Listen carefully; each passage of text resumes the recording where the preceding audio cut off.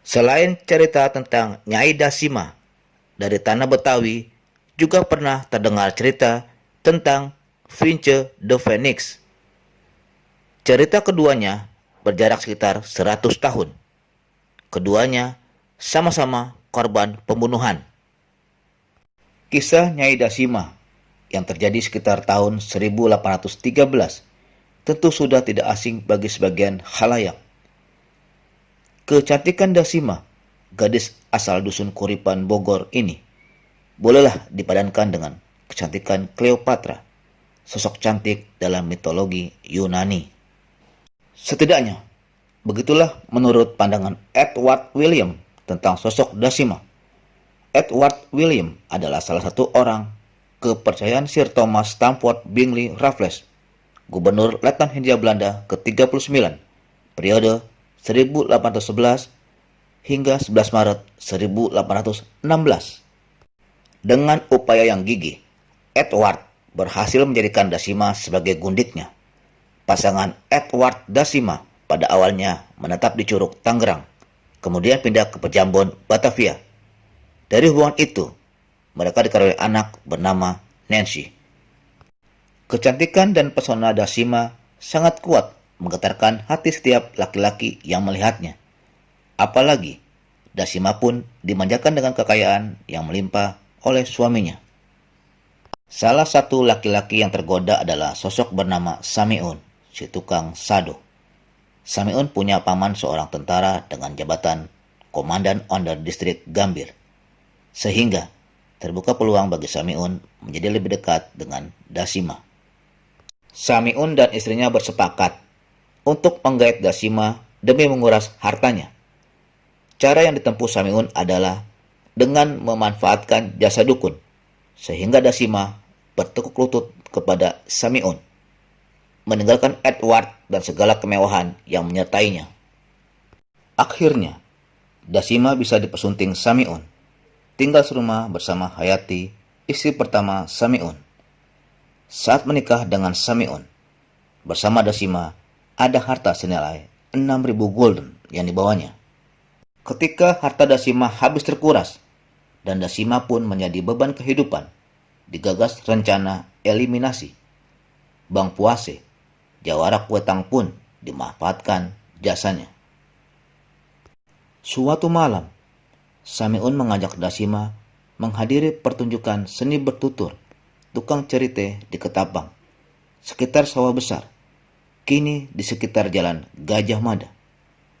Di tengah jalan menuju Ketapang, Dasima dihabisi Bang Puase. Mayat Dasima dibuang ke Kali Ciliwung. Setiap tindak kejahatan akan meninggalkan jejak. Demikian juga dengan aksi kriminal Bang Puase. Ada sejumlah orang yang berpotensi menjadi saksi. Mereka adalah Si Kuntum, Musanib, dan Ganip. Musanib dan Ganip adalah penduduk lokal yang saat kejadian sedang asik memancing. Mayat Dasima yang dibuang ke Kali Ciliwung akhirnya tersangkut di tangga tempat mandi Edward William. Dan Edward William mengakui mayat tersebut sebagai jasad mantan istrinya. Karena mayat yang ditemukan adalah mantan istri seorang pembesar, maka polisi lebih sigap bertindak. Diadakan sayembara dengan hadiah sejumlah uang bagi yang bisa melaporkan siapa pembunuh Dasima. Musanib dan Ganip pun bersaksi demi uang imbalan. Kasus pembunuhan itu pun terbongkar. Kisah pilu ini kemudian dituturkan dalam sebuah novel berjudul Cerita Nyai Dasima pada tahun 1896 oleh Gisbert Francis. Sebuah kisah nyata, begitu kata Francis. Sekitar 1 abad kemudian, terungkap sebuah kasus pembunuhan yang menghebohkan. Korbannya bernama Vince the Phoenix, berusia 19 tahun. Vince yang cantik adalah blasteran Eropa pribumi, kelahiran tahun 1893. Vince adalah penjajah seks kelas atas. Namanya tercatat di berbagai rumah hiburan, antara lain rumah hiburan yang dikelola Jeanne Ord, mantan pelacur kelas atas. Pada hari Jumat tanggal 17 Mei 1912, karung berisi mayat Finche ditemukan tersangkut pada sebuah pintu air di kawasan Kali Baru. Finche mati kehabisan nafas karena dicekik, sebelum akhirnya dimasukkan ke dalam karung beras. Tangannya diikat dan dihanyutkan. Siapa yang mencekik Finche? Menurut investigasi polisi Batavia, ditemukan sebuah nama yang terakhir kali bersama Finche. Dia adalah Willem Frederik Gemser Brinkman, warga Belanda yang berkedudukan sosial tinggi. Brinkman orang terpandang.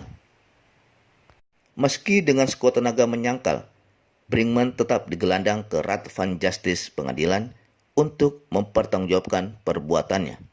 Apalagi, menurut kesaksian Rauna, teman satu profesi Finche, ia pernah melihat Brinkman bertengkar dengan Finche. Mengapa Brinkman membunuh Finche? Karena sakit hati. Finche menolak lamaran Brinkman untuk menjadi gundiknya. Finche lebih memilih menjalani lakon kehidupannya sebagai penjajah seks. Maka, ketika mata sudah gelap, neokorteks tak lagi berfungsi, Brinkman pun membayar Pak Silun dan 2 anak buahnya untuk membunuh Finche. Sebagai warga terpandang, Brinkman sempat berkeyakinan bahwa dirinya tidak akan sampai divonis bersalah. Dia yakin rekan-rekannya di Societet Concordia akan membelanya. Kenyataannya tidaklah demikian. Brinkman tetap dihukum. Hal itu membuat Brinkman stres berat. Karena stres berat, akhirnya Brinkman tewas bunuh diri. Kisah Finche de Phoenix ini sempat dibukukan oleh Peter van Jonneveld dengan judul The Mouth of Finche de Phoenix and Indische Tragedy di tahun 1992.